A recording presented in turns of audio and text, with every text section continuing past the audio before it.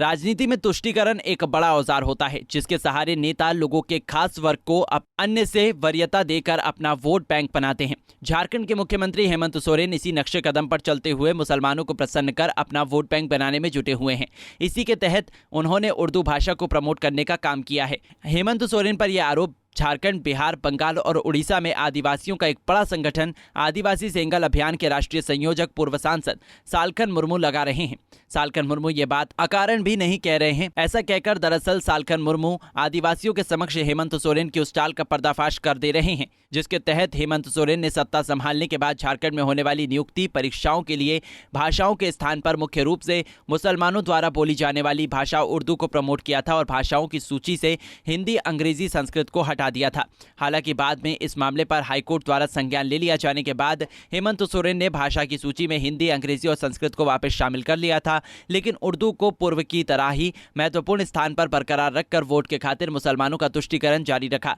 सालखन मुर्मू ने हेमंत सोरेन पर आदिवासियों की भाषा संथाली को भी दबाकर रखने और मुख्य रूप से मुसलमानों द्वारा बोलने वाली भाषा उर्दू को वोट के लिए तरजीह देने की बात कही। हेमंत सोरेन, शिबू सोरेन, बाप बेटा 5 बार मुख्यमंत्री बना। इन लोग झारखंड में संताली भाषा को राजभाषा नहीं बनाना चाहता है, उर्दू को वोट के लिए बनाया है। राजनेता तुष्टीकरण के नाम पर एक से एक बड़े कारनामे करते हैं। इसमें जाति से जाति विशेष को बढ़ावा देने के साथ भाषा को भी ऊंचा नीचा दिखाना शामिल है। हेमंत सोरेन ने भी झारखंड में उर्दू भाषा को प्रमोट कर मुस्लिम तुष्टीकरण की एक चाल चली थी। साथ ही हिंदी, अंग्रेजी और संस्कृत भाषा को प्रतियोगी परीक्षाओं के लिए भाषा की सूची से हटा दिया गया था ताकि मुसलमान खुश हो जाएं। हालांकि बाद में हाईकोर्ट के द्वारा संज्ञान लिए जाने से भाषा की सूची में हिंदी, अंग्रेजी और संस्कृत को इन्हें फिर से भाषा की सूची में जोड़ना पड़ा, लेकिन उर्दू को वैसे ही महत्वपूर्ण स्थान पर बरकरार रखा क्योंकि इसके जरिए हेमंत सोरेन को मुसलमानों का तुष्टीकरण जो करना है। वरना छात्रों द्वारा इस भाषा की पढ़ाई की बात करें तो इसकी संख्या तुलनात्मक रूप से काफी कम है और जो छात्र इसे लेता भी है उसमें मुसलमान को छोड़कर शायद ही कोई अन्य धर्म संप्रदाय के लोग उर्दू भाषा का चयन करते हैं।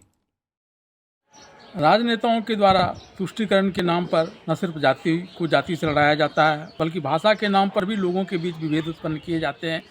पूर्व में जब हेमंत सोरेन ने यहाँ पर कॉम्पिटिटिव एग्जामिनेशन के लिए भाषाओं का चयन किया था तो उसमें से हिंदी, अंग्रेजी को निकाला था, लेकिन उर्दू को प्रधानता दी थी क्योंकि वो मुसलमानों की भाषा है और वो एक बड़ा वोट बैंक माना जाता है झारखंड मुक्ति मोर्चा का।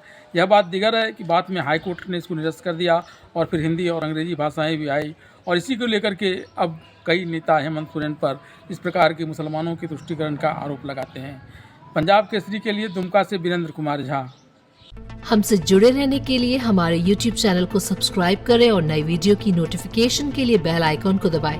अगर आप ये वीडियो Facebook पर देख रहे हैं तो लाइक जरूर करें और ज्यादा से ज्यादा शेयर करें। धन्यवाद।